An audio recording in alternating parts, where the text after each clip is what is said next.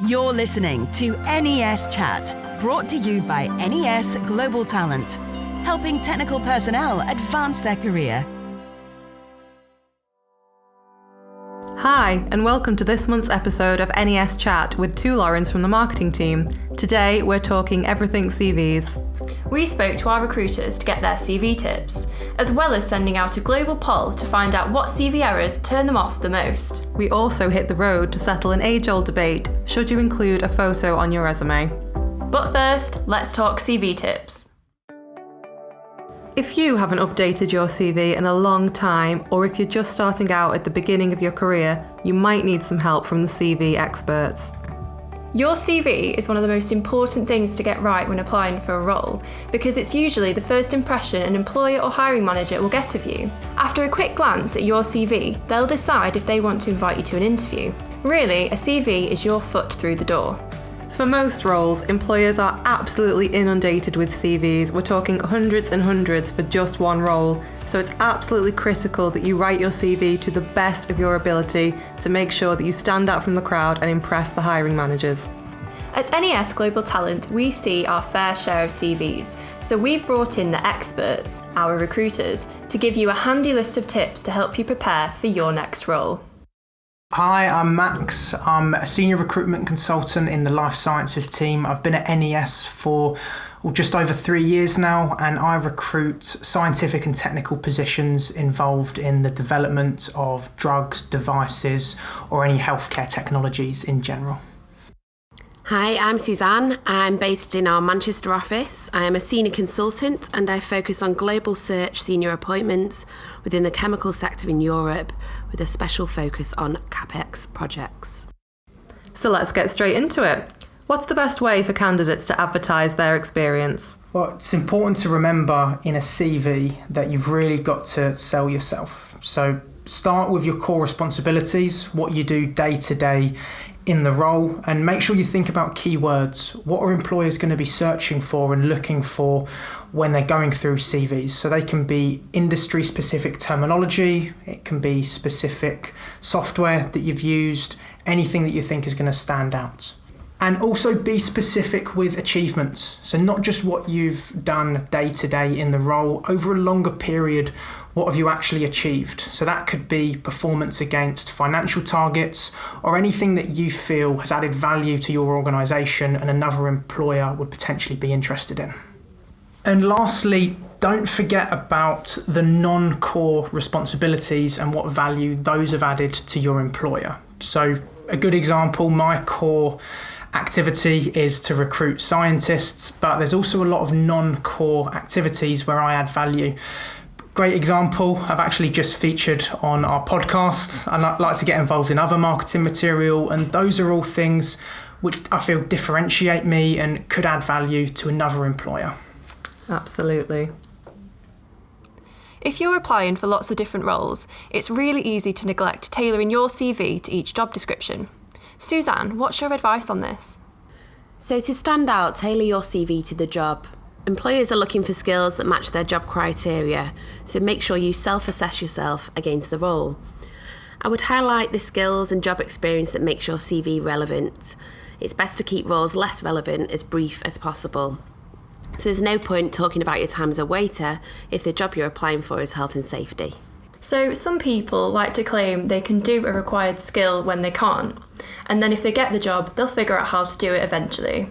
What's your guidance when it comes to overselling yourself? Yeah, it's a tricky one, but it's really important that you find the balance between selling yourself and overselling yourself. I would never advise lying or exaggerating about responsibilities or achievements. There's a number of reasons why you need to be honest. First of all, you could get found out either in an interview process where you're asked for specific examples which you can't demonstrate. It could be further down the line when your new employer, they might like you in the interview, get to the reference taking process, speak to your current employer, and what you've said doesn't match up with what's said in the reference. Or if you do manage to find your way into the role successfully, there's going to be unrealistic expectations, you won't be trained in the areas that you need to, and they could be expecting you to deliver more than you're actually capable of. So all in all, wouldn't advise lying or exaggerating on your CV. So some advice which does help in this area is use specific terminology about your contributions. So if you've led a project or if you've contributed to a project, make sure you use the most accurate terminology. You can also use things like, if you've got experience with multiple software, you can say extensive experience with software A, working knowledge of software B, and exposure to software C, as opposed to just saying expert in all of these softwares. What are your thoughts on spelling or grammar errors in CVs? This is where you can lose your credibility quickly if there are spelling or grammar errors on your CV. It's a huge turn-off and will work against you. It creates the impression that you lack attention to detail, which is often a skill that employers look for. Always proofread your CV, use a spell check tool, and ask a friend to check over it for you too. So how many personal details is too many personal details? What should you share about yourself? Keep your personal details to a minimum. Your CV is not a social tool. You should avoid anything over personal. It's totally okay to include a brief bio that highlights your strengths and values that are relevant to work. At a senior level, particularly listing hobbies can sometimes dilute your CV, especially if they seem like generic hobbies added for the sake of it. However, if you have genuine interest in hobbies or volunteer work, this could be worth adding, but it's not advisable to include details like your age, religious beliefs, or political stance. Don't forget to add your contact details. You would be surprised how many forget to do this. And lastly, ensure your email is professional and reflects your name. I've seen many instances where the email address has let their CV down by being too personal. Any examples of that? Well, I wouldn't like to say on the radio. So an area that a lot of people forget is keeping their CV up to date and constantly refreshed. So Max, what's your advice on this? It really depends how active or passive you are on the job market. If you're very active and very eager to secure a new role, I would say at least every other week. Now, that can be updating your CV with new information. It could be feedback that you've taken from prospective employers, from recruiters, from friends, family.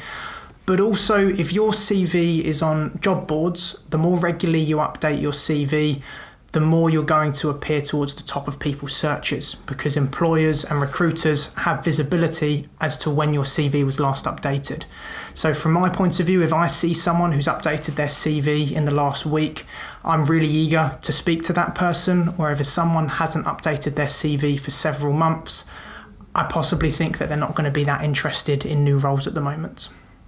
And lastly, if you feel that you've learned a new skill or made a new achievement in your role, something that adds value to your CV, even if you only updated it yesterday, put the new skill and the new achievement in your CV, because that could be the difference between you getting an interview to your next job.